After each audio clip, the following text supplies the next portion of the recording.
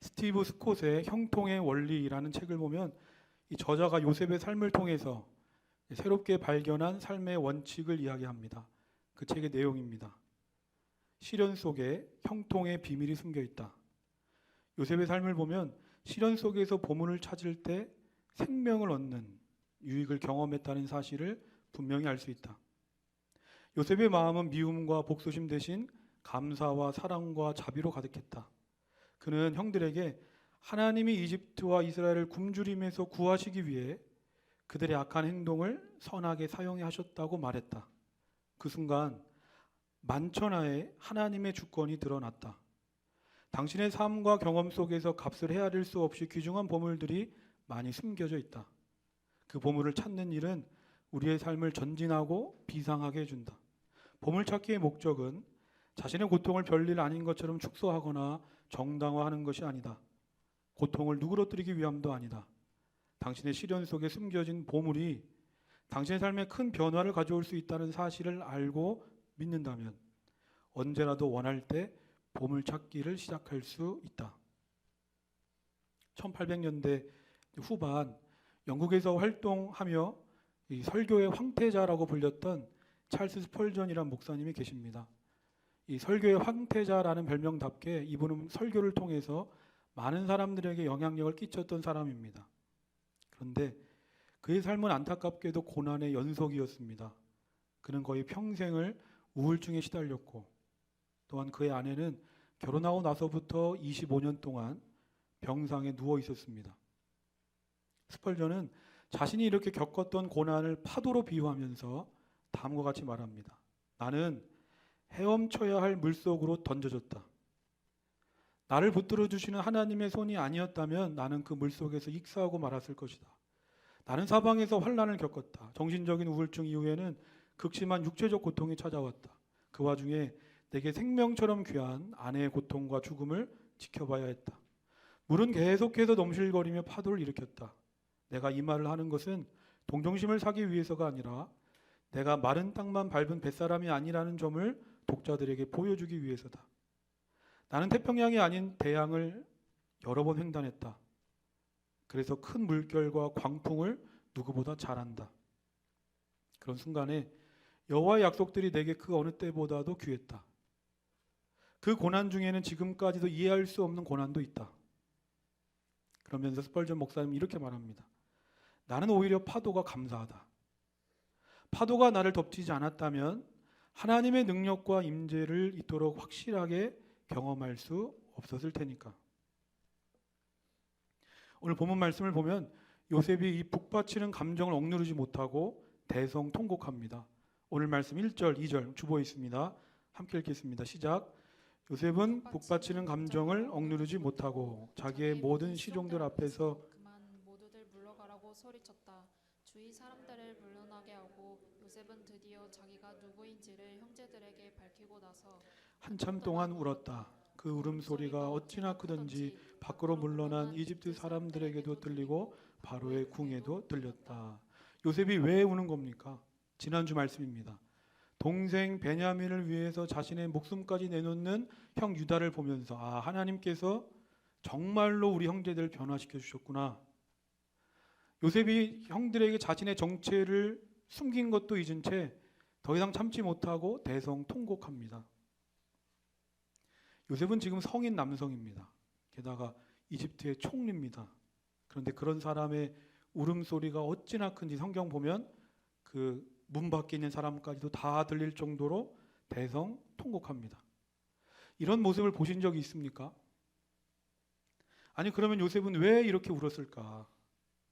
왜 이렇게 울었을까?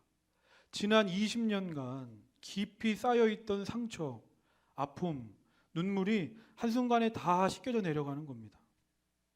그렇다면 무엇으로도 풀리지 않을 것 같았던 요셉과 형제들과의 관계가 어떻게 풀어지고 어떻게 요셉의 상처가 치유될 수 있었을까? 돈입니까? 힘입니까? 무슨 성과나 결과입니까? 아닙니다. 사랑이고 희생이고 섬김이었습니다. 유다가 희생하니까, 유다가 사랑하니까, 유다가 섬기니까 치유와 회복의 역사가 유다를 통해서 요셉에게 흘러가는 겁니다.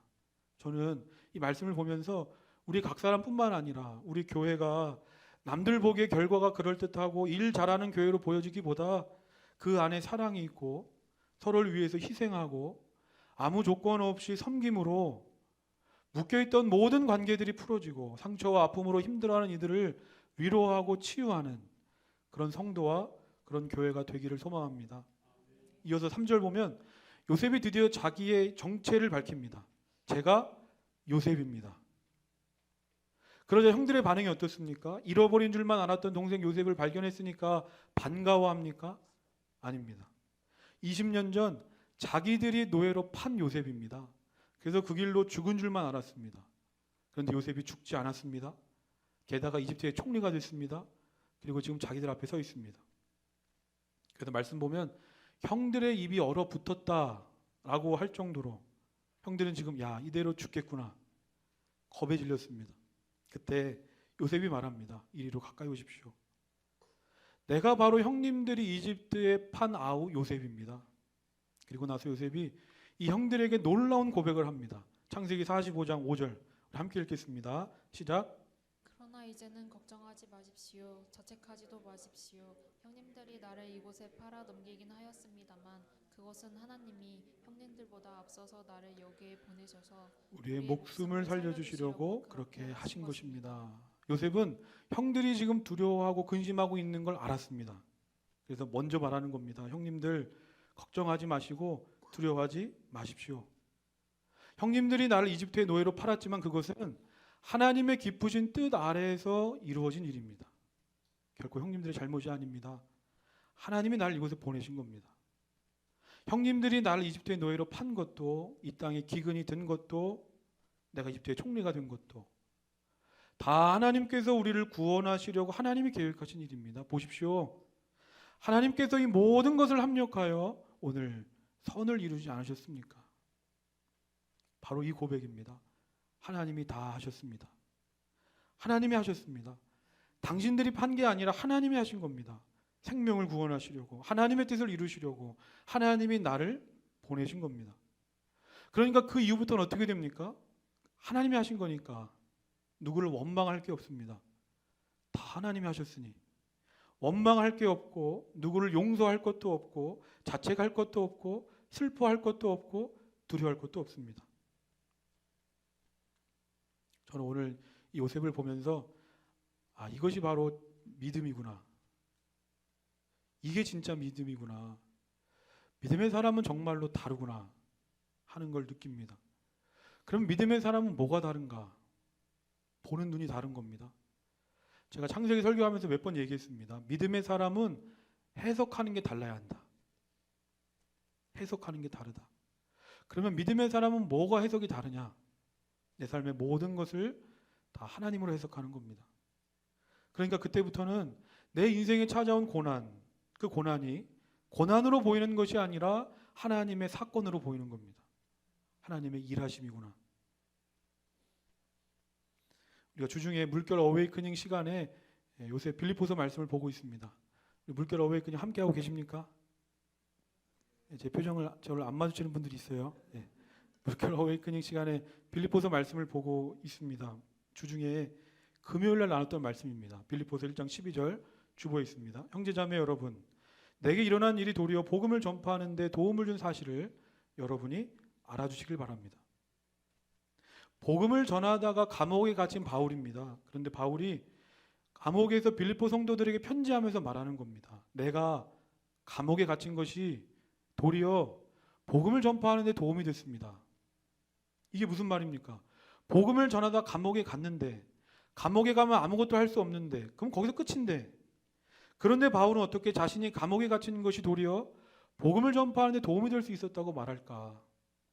실제로 빌립보서 1장의 말씀을 쭉 보면 바울이 그 이유를 설명합니다. 내가 감옥에 갇히게 되어서 친이 돼. 이 감옥 안에 있는 사람, 밖에 있는 사람들까지 모두에게 복음을 전할 수가 있었습니다. 라고 말합니다. 당시 이 친이 되는 어디서나 쉽게 볼 수 있는 병사들이 아닙니다. 로마 황제를 지키는 황제의 친위 부대, 오늘날 말로 하면 찐입니다. 찐 로마 시민입니다. 그런데 지금 바울이 갇힌 감옥을 그 로마 시민으로 구성된 친위대 약 2,000명이 지키고 있습니다. 평상시에 바울이라면 만날 수도 없는 사람들입니다. 당시 시대의 로마 시민들에게 복음을 전하는 건 불가능한 시대였는데 감옥에 들어오니까 병사들이 24시간 2명씩 조를 나눠서 시간대마다 바울 앞을 지킵니다. 바울은 감옥에 앉아서 뭘 하겠습니까? 자기 앞에 온 2명의 병사들에게 끊임없이 24시간 계속해서 복음을 전하는 겁니다. 그뿐만이 아닙니다. 바울이 감옥에 갇혔다는 소식이 들리자마자 지금까지 움직이지 않았던 믿음의 사람들이 움직이기 시작하는 겁니다. 바울 선생님이 감옥에 갇히셨는데 우리가 어떻게 가만히 있을 수 있겠냐? 우리라도 복음을 전하는데 나서자. 그리고 더 놀라운 건 지금까지 바울 혼자 주목받고 집중되니까 바울을 시기하고 질투하던 사람들이 있었는데 바울이 감옥에 갇히게 되니까 이들이 기회라고 생각하는 겁니다. 아, 우리의 이름을 알릴 수 있겠다 하는 생각이 들어서 그들까지 복음을 전하게 되는 겁니다. 처음에 바울이 감옥에 들어갔을 때 이런 일들이 생길 줄 꿈에나 생각했겠습니까? 그런데 감옥 안에 들어와 보니까 감옥 밖에서 혼자 복음을 전할 때와는 비교할 수 없는 속도로 빠르게 복음이 전파되는 걸 보면서 바울이 깨닫는 겁니다. 내가 고난이라고 생각했던 이 감옥이 바로 하나님이 나에게 주신 보물이었구나. 스펄전 목사님의 말처럼 우리의 인생에는 마치 파도가 일듯이 계속해서 파도가 끊임없이 밀려옵니다. 그러므로 우리의 인생은 이 고난을 어떻게 바라보고 어떻게 대처하느냐에 따라 결정되는 겁니다. 제가 설교를 준비하면서 이런 문구를 봤습니다. 당신은 고난에 반응하십니까? 고난에 응답하십니까? 여러분은 고난에 반응하십니까? 고난에 응답하십니까? 먼저 이 고난에 반응한다 라는 말은 인간의 자연스러운 본능입니다. 그래서 대부분의 사람들은 고난이 찾아오면 자기도 모르게 본능적으로 반응합니다. 염려하고 걱정하고 분노하고 원망합니다. 고난이 닥치면 누구나 자연스러운 반응입니다. 그런데 고난에 대해서 응답하는 사람이 있다는 겁니다. 고난에 응답한다. 고난에 응답한다는 건 뭘까? 앞서 이야기한 고난에 반응하는 게 인간의 본능적 행동이라면 고난에 응답하는 것은 고난의 해석이 들어가는 겁니다. 고난의 해석이 들어간다. 다시 말해서 이 고난에 응답한다는 것은 인간의 본능적 행동, 본능적 반응을 거부하고 믿음으로 지금의 상황을 해석하고 의지적으로 주도적으로 나의 행동을 결단하는 겁니다. 저는 바라기를 우리 모두가 고난에 반응하는 사람이 아니라 고난에 응답하는 사람이 되시기를 소망합니다. 그렇다면 우리가 어떻게 고난에 응답하는 사람이 될 수 있을까? 어떻게 응답할 수 있겠습니까? 요셉이 그랬던 것처럼, 감옥에 갇힌 바울이 그랬던 것처럼 이 고난에 대한 우리의 시각과 관점이 달라져야 합니다. 야고보서 1장 2절입니다. 주보에 있습니다. 읽겠습니다. 시작. 나의 형제자매 여러분, 여러 가지 시험에 빠질 때 그것을 더할 나위 없는 기쁨으로 생각하십시오. 고난을 기쁨으로 여기라는 겁니다. 아니, 말이 쉽지 어떻게 고난이 시험이 기쁨이 됩니까? 지금 성도님들 중에 고난 중에 있는데, 시험 중에 있는데 그 고난으로 인해 기뻐하시는 분이 계십니까? 그럼 이거 말도 안 되는 얘기입니까? 그러면 성경이 잘못 얘기한 겁니까? 그런데 우리가 요셉을 통해서 받고 또 바울을 통해서 받듯이 성경은 결코 고난을 부정적으로 보지 않는다는 겁니다. 그 밑에 있는 로마서 5장 3절 4절입니다. 함께 읽겠습니다. 시작. 그뿐만 아니라 우리는 환난을 자랑합니다. 우리가 알기로 환난은 인내력을 낳고 인내력은 단련된 인격을 낳고 단련된 인격은 희망을 낳는 줄을 알고 있기 때문입니다. 성경은 말합니다. 환난을 자랑한다. 우린 세번역인데 개역개정 성경에서는 환난을 즐거워한다 라고 말합니다. 아니, 그러면 환난을 자랑할 게 뭐고 환난을 즐거워할 게 뭡니까? 여기서 말하는 환난을 자랑하고 환난을 즐거워한다는 것은 환난 자체를 자랑하고 환난 자체를 즐거워하란 말이 아닙니다. 분명 환난 자체는, 시험은, 고난은 힘들고 어렵습니다. 근데 성경은 거기서 끝이 아니라 인내하며 단련받는 가운데 장차 이루어질 변화, 성숙, 결과를 기대하며 희망 가운데 소망 가운데 즐거워하라는 겁니다. 분명 고난 자체는 좋지 않습니다. 고난이 어떻게 기쁨이 됩니까?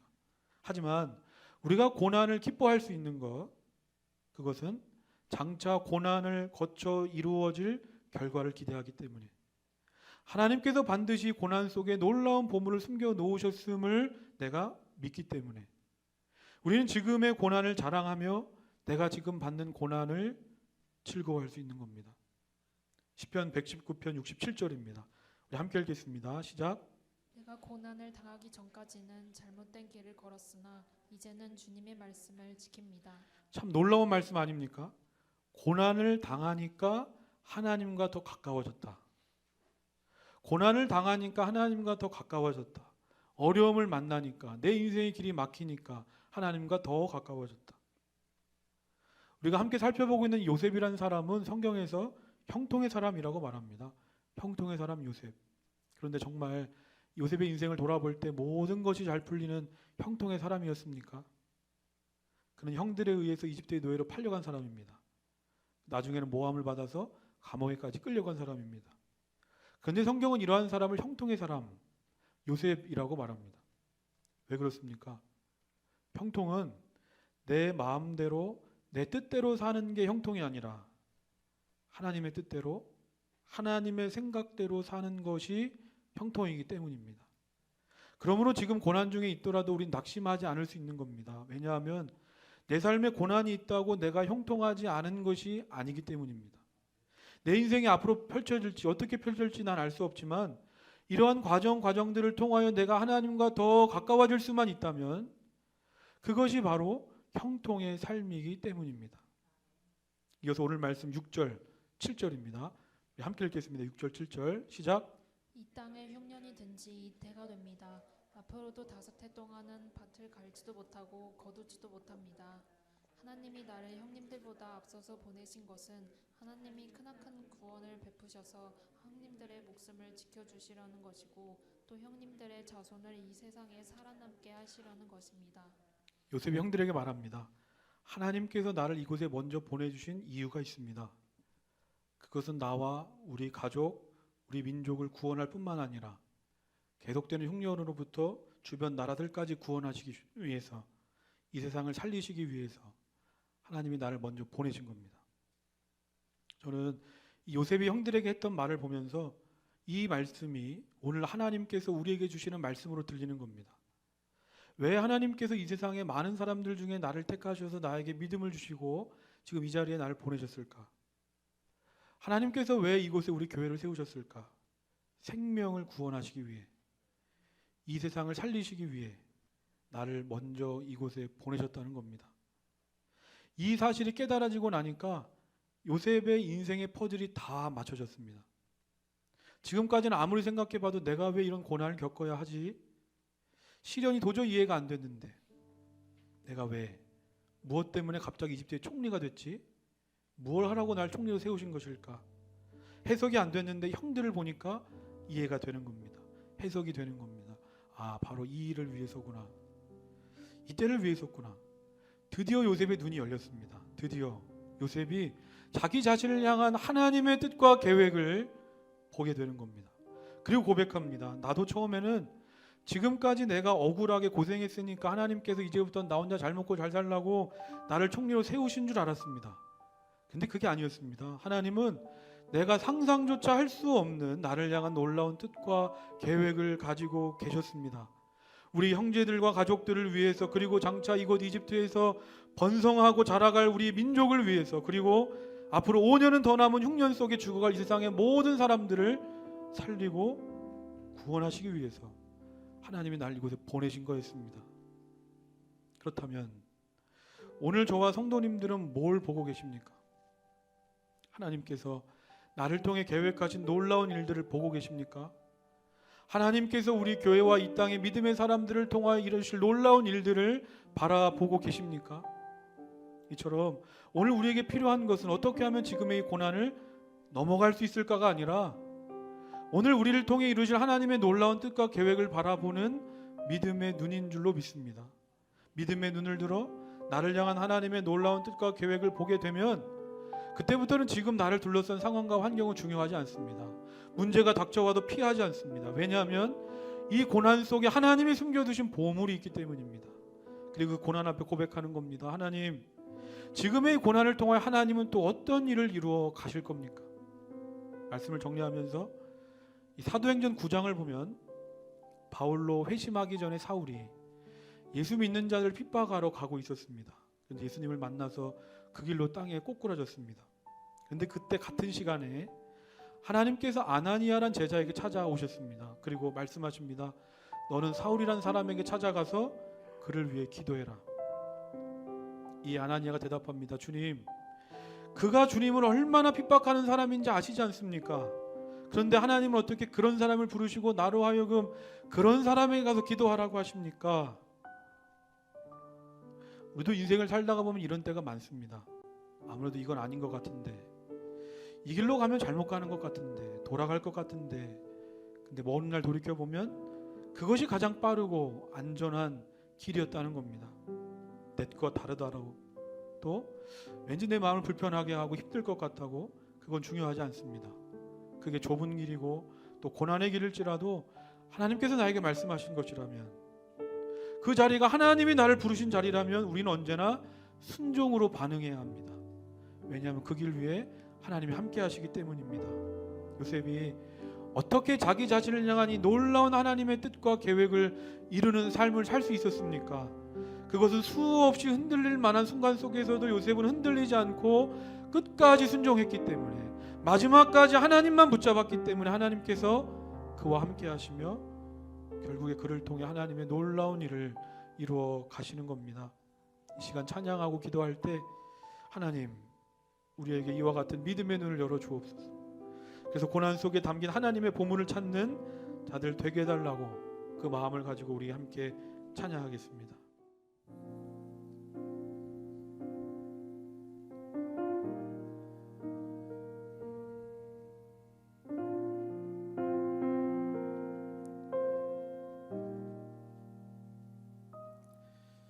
내가 누려왔던 모든 것들이, 내가 지나왔던 모든 시간이, 내가 걸어왔던 모든 순간이 당연한 것 아니라 은혜였어. 아침에 해가 뜨고 저녁에 노을, 봄의 꽃향기와 가을의 열매,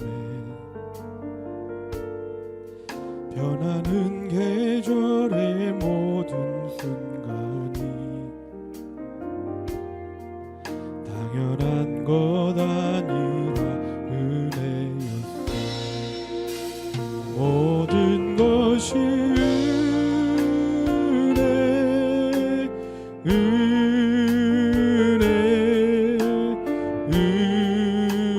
은혜, 한없는 은혜.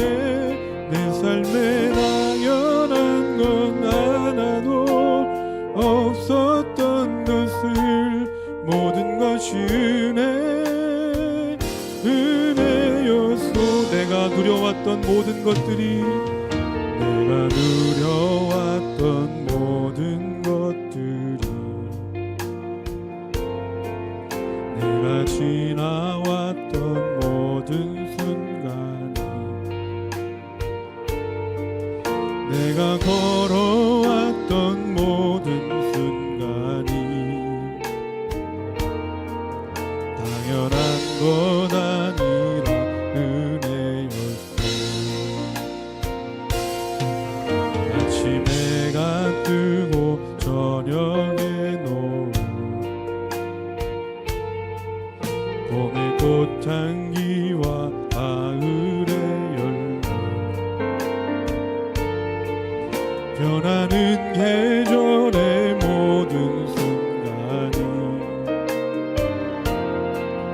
당연한 것 아니라 은혜였어. 모든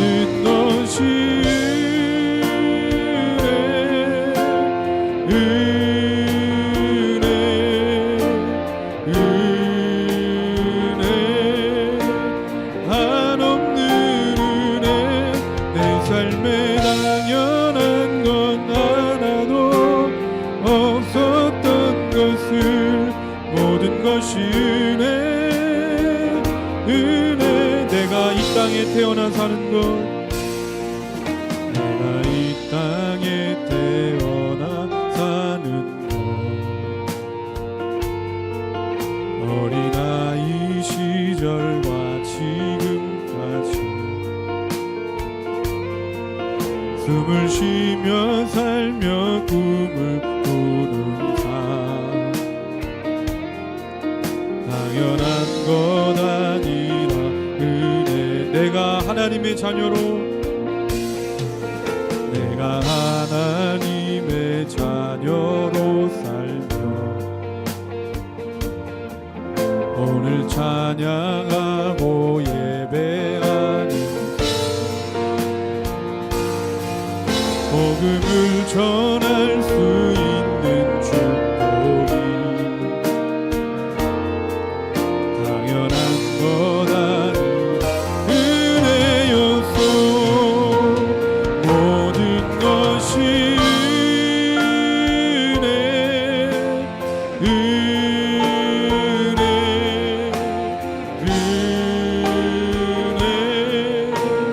한없는 은혜 내 삶에 당연한 건 하나도 없었던 것을 모든 것이 은혜 모든 것이 하나님의 은혜 모든 것이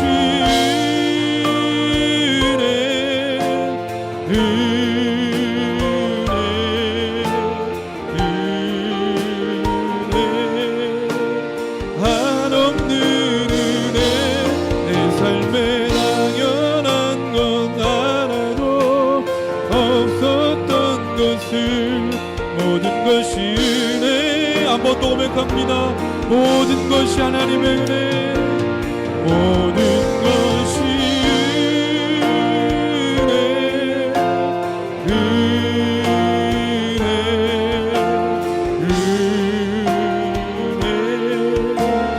한없는 은혜 내 삶에 당연한 건 하나도 없었던 것을 모든 것이 은혜였소 이 시간에 다 같이 기도할 때 하나님이 다 하신 겁니다. 하나님이 나를 보내신 것이기에 지금의 고난도 고난이 아니라 하나님이 나에게 주신 보물인 줄 믿습니다. 지금의 고난을 통하여 장차 놀랍게 일하실 하나님을 기대하며 고난 중에 보물을 기대하고 소망하는 자 되게 하여 주옵소서. 오늘 말씀을 기억하면서 다 같이 주님 이름 한번 부르고 합심하여 기도하겠습니다. 주여 하나님 아버지 감사합니다. 하나님이 다 하셨습니다. 모든 것이 하나님의 은혜입니다. 지금까지는 형들의 시기와 질투가 나를 이집트의 노예로 이 수많은 고난과 역경으로 나를 몰아낸 것 줄 알았는데 하나님 그런 것들로 내가 구덩이에 던져진 줄 알았는데 그것이 아니었습니다. 형들이 한 것이 아니라 이 모든 것이 하나님의 손길이었습니다. 하나님이 다 하셨습니다. 하나님의 은혜였습니다. 하나님이 나를 먼저 보내신 것입니다. 그러기에 원망할 것도 없고 용서할 것도 없고 슬퍼할 것도 없습니다. 하나님을 바라보니까 내 인생에 풀리지 않았던 모든 문제들이 풀어집니다. 내가 지금까지 자유하지 못했고 지금까지 누굴 용서하지 못했고 지금까지 문제를 벗어나지 못했었는데 그것은 내가 문제를 바라보고 하나님을 바라보지 못했기 때문입니다. 하나님 나에게 믿음의 눈을 주옵소서. 나에게 믿음의 눈을 열어주옵소서. 그래서 내가 하나님으로 해석합니다. 하나님으로 바라봅니다. 모든 것이 하나님의 사건, 하나님의 손길, 하나님의 일하심으로 바라봅니다. 그 순간부터 고난은 고난이 아니라 나를 죽기까지 사랑하신 하나님이 나에게 보내신 선물인 줄 믿습니다. 하나님이 내 인생 속에 숨겨놓으신 보물인 줄 믿습니다. 하나님 아버지 빌립 바울이 감옥에 갇혔는데 오히려 내가 감옥에 갇힌 것이 복음이 더 전파되는 걸 보면서 하나님 고난이 아니라 하나님의 보물이었습니다. 고난에 본능적으로 반응하지 않게 하시고 고난에 응답하게 하여 주옵소서. 고난에 응답하게 하여 주옵소서. 고난을 믿음으로 해석하게 하여 주옵소서. 의지적으로 행동하고 변화를 결단합니다. 모든 것이 하나님의 은혜이기에 하나도 버릴 것이 없기에 협력하여 선을 이루시는 하나님이시기 때문에 요셉이 고백했던 것처럼 보십시오. 하나님이 다 이루지 않으셨습니까? 모든 것이 협력하여 선을 이루지 않으셨습니까? 그러므로 우리 믿음의 사람들은 시험 앞에 낙심하고 절망하는 것이 아니라 시험을 기뻐하고 환난을 자랑하며 환난을 즐거워하고 인내하며 연단 가운데 놀랍게 일하실 하나님을 소망하고 희망하면서 살아가는 자가 되게 하여 주옵소서. 하나님 아버지, 우리가 진정한 형통을 누리기를 원합니다. 내 뜻대로 되는 것이 형통이 아니라 하나님의 뜻대로 되는 것이 형통입니다. 내가 하나님과 더 가까워질 수만 있다면, 내가 더 하나님과 가까워질 수만 있다면 그것이 내가 형통한 삶임을 고백합니다. 고난이 있고 업고의 문제가 아니라 내가 하나님과 가까워진다면, 내가 하나님 안에 거한다면 그것이 형통의 삶인 줄 믿습니다. 하나님 아버지,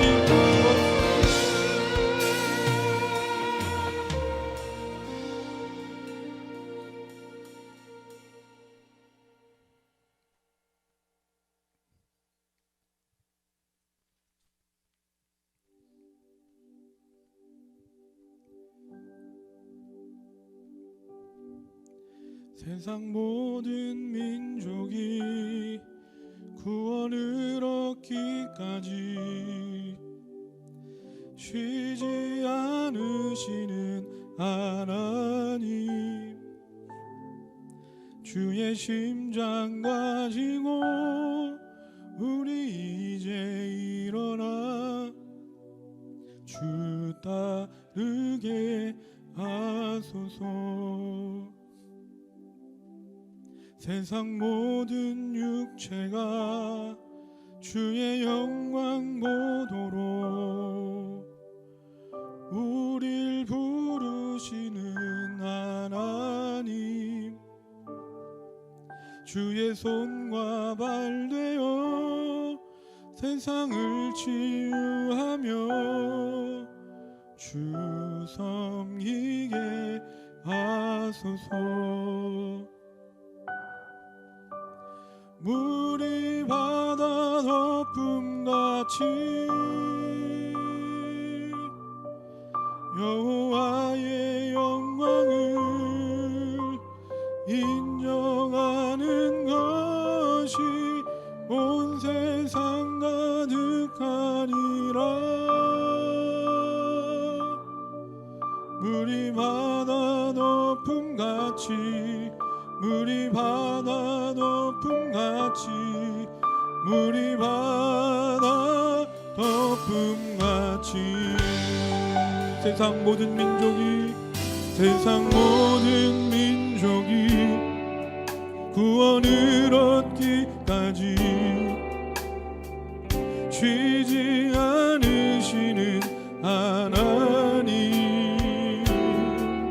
주의 심장 가지고 우리 이제 일어나 주 따르게 하소서. 세상 모든 육체가 주의 영광 보도록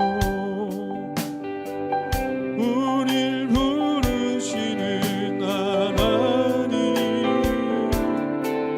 주의 손과 발 되어 세상을 치유하며 주 섬기게 하소서. 물이 바다 덮음같이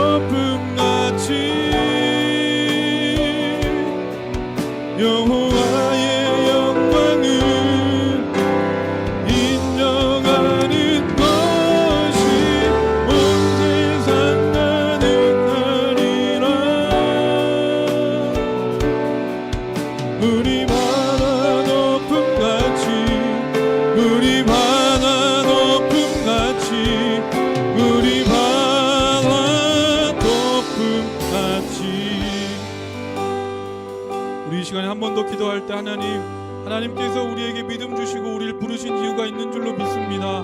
생명을 살리고자, 영혼을 구원케 하고자 하나님이 우리 교회를 이곳에 보내주신 줄 믿습니다. 하나님, 나를 향한 하나님의 뜻과 계획을 바라보게 하여 주옵소서.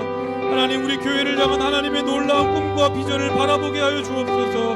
나를 통하여, 우리 교회를 통하여 살아나는 역사, 구원케 되는 역사가 일어나게 해달라고 오늘 말씀을 기억하면서 우리 다같이 주님을 한번 부르고 합심하여 기도하겠습니다. 주여,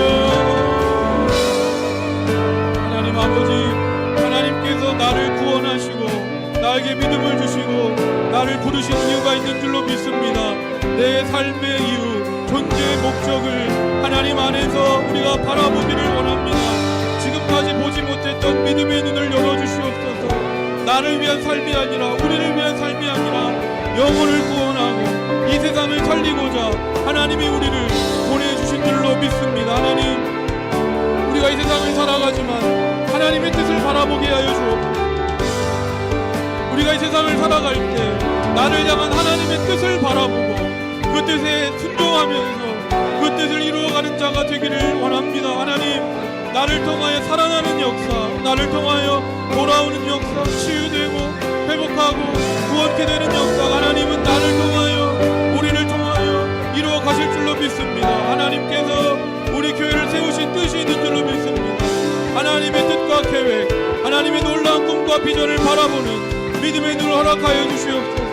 하나님, 우리 물결터치를 통하여 날마다 믿는 자들이 더하여지게 하시고 우리 교회를 통하여 생명의 역사가 뻗어가게 하시고 우리 교회를 통하여 어두웠던 세상이 밝게 환하게 비춰나는 예수 그리스도를 전하고 예수 그리스도를 내 삶을 통하여 드러내는 생명이 흘러가는 복의 근원된 교회로 하나님 살아가게 하여 주옵소서. 하나님, 우리 교회가 선교하고 구제하는 교회로 세워주셔서 대학교 기독 동아리들을 선교하게 하시고 또 보육원을 후원하게 하시니 감사합니다. 우리가 선교하고 구제하는 역사가 아버지 우리를 통하여 더 많이 일어날 수 있도록 아버지 우리의 지경을 넓혀주시고 하나님이 우리에게 어떤 말씀을 하시든지 하나님이 날 어떤 자리로 부르시든지 그것이 하나님의 말씀이라면 그것이 하나님의 뜻이라면 먼저 순종으로 반응하게 하여 주옵소서.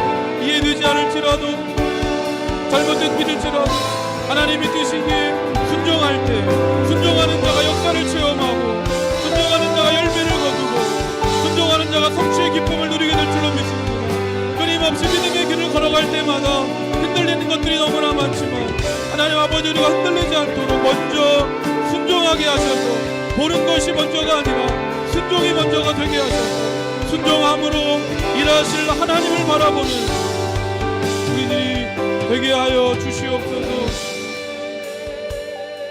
물이 바다 거품같이, 물이 바다 거품같이 여호와의 영광을 인정하는 것이 온 세상 가득하리라. 물이 바다 높음같이, 물이 바다 높음같이, 물이 바다 거품같이.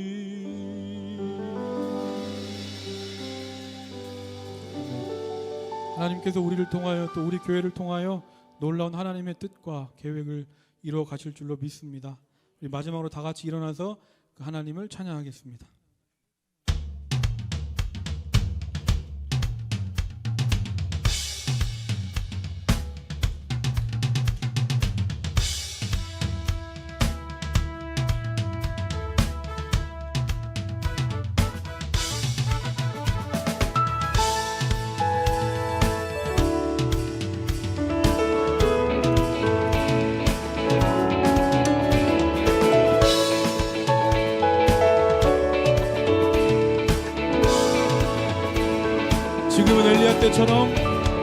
지금은 엘리야 때처럼 주 말씀이 선포되고 또 주의 종 모세의 때와 같이 언약이 성취되네.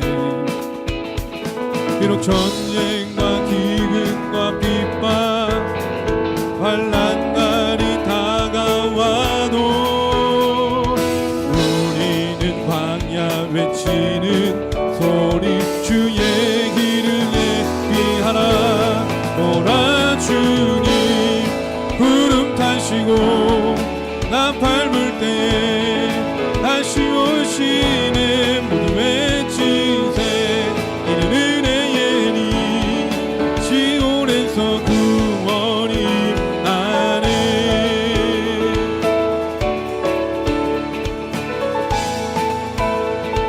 에스겔의 환상처럼 에스겔의 환상처럼 마른 뼈가 살아나며 또 주의 종 다윗의 때와 같이 예배가 회복되네.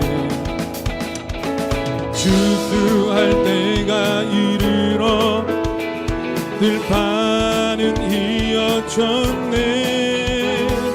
우리는 주수할 일꾼 되어 주 말씀을 선포하리.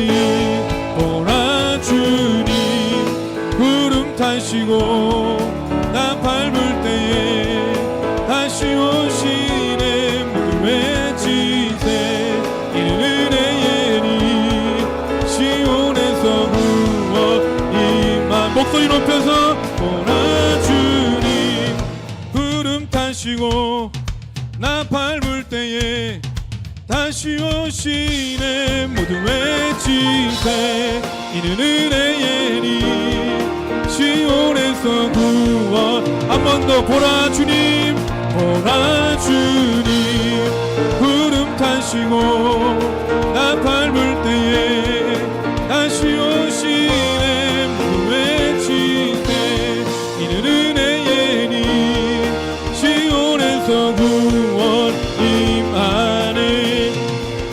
어제도 계셨고 오늘도 계시며 이제 곧 오실 어린 양 예수. 어제도 계셨고 오늘도 계시며 이제 곧 오실 어린 양 찬양 찬양 찬양. 우리의 찬양받기에 합당한 하나님께 큰 영광의 박수를 드리겠습니다. 하나님을 찬양하고 예배합니다. 아멘. 기도하겠습니다. 사랑의 하나님 아버지, 오늘도 우리의 시간과 공간을 구별하여 하나님 앞에 나와 예배하고 예물 드리는 손길들이 있습니다. 주일 헌금으로, 11조로, 감사 헌금으로, 구제 헌금으로, 일천번제로, 생일 감사로 범사의 모든 것에 감사하며 드리는 예물을 하나님 기쁘게 받아 주옵소서. 하나님께 드리고 싶지만 어려운 형편 중에 있는 이들도 있습니다. 하나님 다 아시오니 궁핍하지도 않고 또 교만해지지도 않도록 각 사람에게 필요한 은혜를 내려 주옵소서. 이 시간 주님의 도우심이 아니면 안 되는 삶의 문제를 가지고 나온 이들도 있습니다. 하나님 그들을 불쌍히 여기셔서 따스한 아버지의 품으로 품어주시고 이 세상을 살아갈 힘을 주시며 좌우로 흔들리지 않고 바른 길을 걸어갈 수 있도록 성령께서 늘 동행하여 주옵소서. 이제는 우리 주 예수님의 크신 은혜와 하나님 아버지의 사랑하심과 성령님의 역사하심이 고난을 고난으로 보는 것이 아니라 하나님께서 주신 보물로 믿고 인내하고 연단하며 소망 중에 살아가는 모든 믿음의 사람들 위해 특별히 사랑과 희생으로 묶여진 관계를 풀어내고 상처와 아픔을 위로하고 치유하는 공동체로 세워진 우리 물결처치 위에 이제부터 영원까지 함께 하시기를 간절히 축원하옵나이다. 아멘.